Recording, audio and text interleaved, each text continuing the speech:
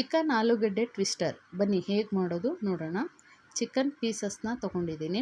1 ಚಮಚ ಮೆಣಸಿನ ಪುಡಿ, 2 ಚಮಚ ಕಾರ್ನ್ಫ್ಲೋರ್, 1 ಚಮಚ ಅಚ್ಚ ಖಾರದ ಪುಡಿ, 1 ಚಮಚ ಗರಂ ಮಸಾಲ, 1 ಚಮಚ ಉಪ್ಪು, ಅರ್ಧ ನಿಂಬೆ ರಸ, 1 ಮೊಟ್ಟೆಯನ್ನು ಹಾಕೋತಾ ಇದ್ದೀನಿ.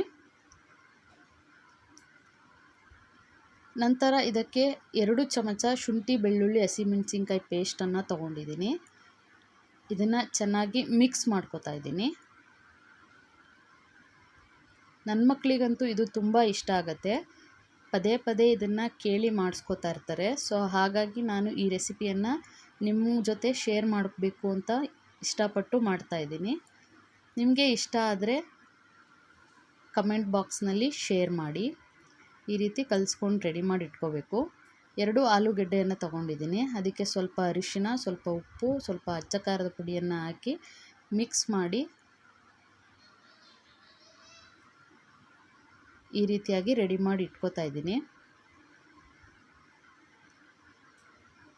ಹಾಗೆ 1 ಸ್ಲೈಸ್ ಆಲೂಗಡ್ಡೆಯನ್ನು ತೊಗೊಂಡಿದ್ದೀನಿ.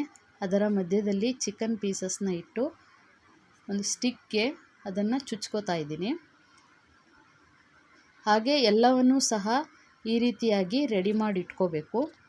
ರೆಡಿ ಮಾಡಿ ಇಟ್ಕೊಂಡಾದಮೇಲೆ ಒಂದು ಬಾಣಲೆಗೆ ಎಣ್ಣೆಯನ್ನು ಬಿಟ್ಟು ಅದನ್ನು ಕರ್ಕೋಬೇಕು.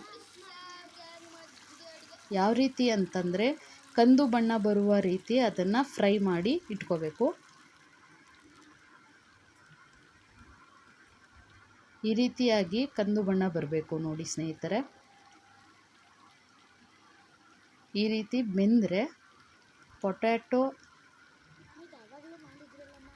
ಚಿಕನ್ ಆಲೂಗಡ್ಡೆ ಟ್ವಿಸ್ಟರ್ ರೆಡಿಯಾಗತ್ತೆ. ಯಾರಿಗೆಲ್ಲ ಈ ರೆಸಿಪಿ ಇಷ್ಟ ಆಗುತ್ತೋ, ಹಾಗೆ ಯಾರು ನನ್ನ ಚಾನಲ್ನ ಸಬ್ಸ್ಕ್ರೈಬ್ ಮಾಡಿಲ್ಲ ಅವರು ದಯವಿಟ್ಟು ನನ್ನ ಚಾನಲ್ನ ಸಬ್ಸ್ಕ್ರೈಬ್ ಮಾಡಿ. ಈ ರೆಸಿಪಿ ಇಷ್ಟ ಆದರೆ ದಯವಿಟ್ಟು ಲೈಕ್ ಮಾಡಿ, ಕಮೆಂಟ್ ಮಾಡಿ, ಶೇರ್ ಮಾಡಿ. ಮತ್ತೆ ಹೊಸ ರೆಸಿಪಿಯೊಂದಿಗೆ ನಾನು ನಿಮ್ಮ ಮುಂದೆ ಬರ್ತೀನಿ. ನಮಸ್ಕಾರ. ಎಲ್ಲರ ದಿನ ಶುಭವಾಗಲಿ ಅಂತ ಹಾರೈಸ್ತೀನಿ.